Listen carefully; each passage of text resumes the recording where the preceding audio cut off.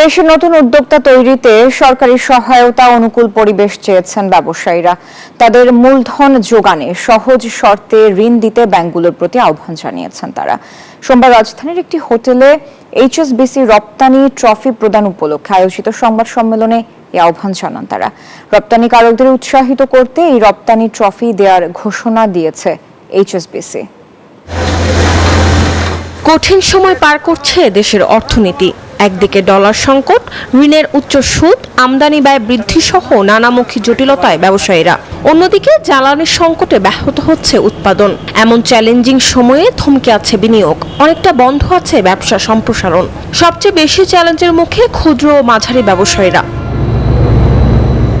সোমবার রপ্তানি ট্রফি প্রদান উপলক্ষে আয়োজিত সংবাদ সম্মেলনে বক্তারা বলেন, এমন বাস্তবতায় নতুন উদ্যোক্তা তৈরিতে সবচেয়ে বেশি প্রয়োজন সরকারি সহায়তা আর উপযুক্ত ব্যবসার পরিবেশ।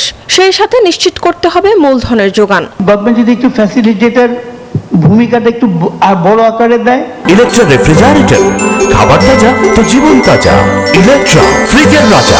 ব্যাংকগুলো যদি একটু উদারভাবে আসে, ডেফিনেটলি এটা ফ্লারিশ করবে। এই ধরনের একটা অ্যাওয়ার্ড আমাদের ব্র্যান্ডদের কাছে একটা মেসেজ দিয়েছে।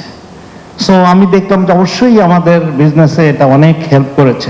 এ সময় উদ্যোক্তাদের উৎসাহিত করতে রপ্তানি ট্রফি প্রদানের ঘোষণা দিয়েছে যুক্তরাজ্য ভিত্তিক বাণিজ্যিক ব্যাংক এইচএসবিসি। এই ট্রফি দেশের সফল প্রতিষ্ঠান ও উদ্যোক্তাদের সাফল্য এবং বৈশ্বিক অঙ্গনে বাংলাদেশের অবস্থানকে আরো সুদৃঢ় করবে বলে আশা এইচএসবিসির। বিশ্বায়নের যুগে যেটা বলেছে যে এক্সপোর্টের বাজার বাড়ছে, গার্মেন্টস এক্সপোর্টের কথা ধরি, সেখানে আমাদের সিংহভাগ। তো সেটার 20% ইউএসএ, 10% ইউকে, 50% ইইউ, আর 20% হচ্ছে নন ইইউ, নন ইউএস এবং নন ইউকে।